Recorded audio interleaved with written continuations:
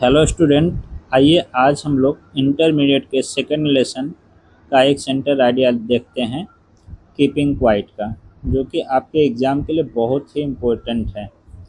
जिस तरीके से मैं बताने जा रहा हूँ, आप लोग गौर करके एक एक वर्ड पर ध्यान दे करके इसी तरीके से लिखिएगा। गारंटी देता हूँ कि एक भी नंबर नहीं कटेगा आपके एग्ज़ाम में।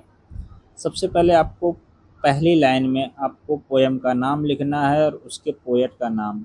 जैसे यहाँ पे लिखा है द पोएम, यानी ये जो पोएम है कीपिंग क्वाइट, ठीक, is composed bye Pablo Neruda, किसके द्वारा रचित है, मतलब इसके पोएट कौन है उसको लिख देना है पहली लाइन में। हर एक पोएम का कोई भी, मान लीजिए ये तो इस पोएम का सेंटर आइडिया आपको बता रहे हैं, अगर मान लीजिए किसी और दूसरे पोएम का सेंटर आइडिया आप लिखना चाहते हैं तो इसी तरीके से लिखना है, ठीक। उसके बाद सेकेंड लाइन में दिस पोएम इज अबाउट, अब दूसरे लाइन में आप लोग वो चीज़ लिखेंगे कि वो पोएम किसके विषय में है। तो this poem is about the importance of silence and introspection. Introspection means होता है आत्म अवलोकन, यानी खुद को जांचना, खुद को परखना। तो ये जो पोएम किसके विषय में है, इम्पोर्टेंस ऑफ साइलेंस, साइलेंस मतलब शांत, खामोशी, है ना, खामोशी के विषय में है। एंड इंट्रोस्पेक्शन, इंट्रोस्पेक्शन बोले तो आत्म अवलोकन, यानी खुद को जांचना, खुद को परखना, इसके विषय में पोएम है। नेक्स्ट लाइन देखिए, द पोएट सजेस्ट, ये पोएट हमें सजेस्ट करते हैं, मतलब सजेस्ट मतलब सुझाव देना। ऑल ह्यूमन बींग्स, किसको सुझाव देते हैं, हमें नहीं बल्कि पूरे ऑल ह्यूमन बींग, पूरे मनुष्य को, यानी सभी लोगों के लिए ये पोएम है, सजेस्ट कर रहे हैं पोएट।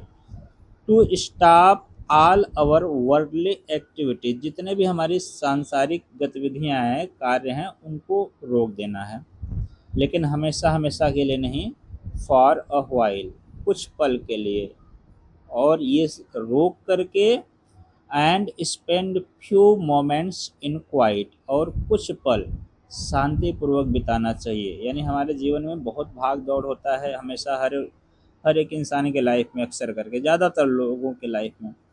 तो अपने लाइफ को शांतिपूर्ण भी जीना है, ठीक है ना, हमेशा भाग दौड़ की ज़िंदगी नहीं जीना है। अच्छा, यदि ऐसा आप करेंगे तो होगा क्या, बताया जा रहा है कि इन दिस वे, अगर ऐसा आप कर रहे हैं तो इस तरीके से क्या हो सकता है कि we can understand our self, हम अपने आप को समझ सकते हैं, ठीक ना, हम अपने लाइफ को समझ सकते हैं, अपने आप को समझ सकते हैं।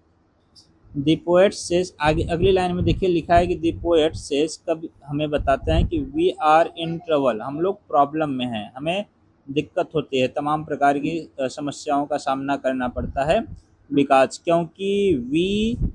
क्योंकि we always remain in hurry and rush, हम लोग जो ज़िंदगी जी रहे हैं हमेशा भाग दौड़ की ज़िंदगी जी रहे हैं, ठीक ना, हम लोग हमेशा भाग दौड़ की ज़िंदगी जी रहे हैं, इसलिए हमारे लाइफ में इस तरीके से प्रॉब्लम्स आते हैं।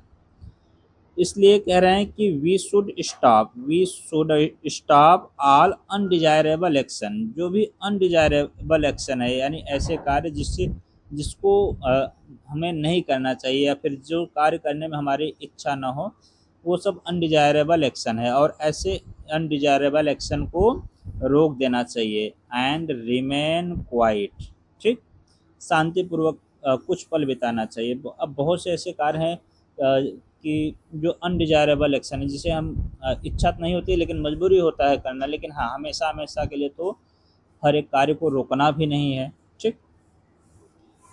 अकॉर्डिंग टू द पोएट, कवि के अनुसार, अगर हम लोग इस तरीके का अपने लाइफ में ऐसा सिस्टम अपनाते हैं, तो according to the poet silence will bring a feeling of understanding with development. अगर ऐसा हम लोग करते हैं तो जो साइलेंस होगा ना, इससे क्या होगा कि हमारे अंदर समझदारी भी आएगी और डेवलपमेंट, यानी इससे नुकसान नहीं होगा बल्कि हमारी प्रोग्रेस ही होगा, हमारे डेवलपमेंट ही होगा।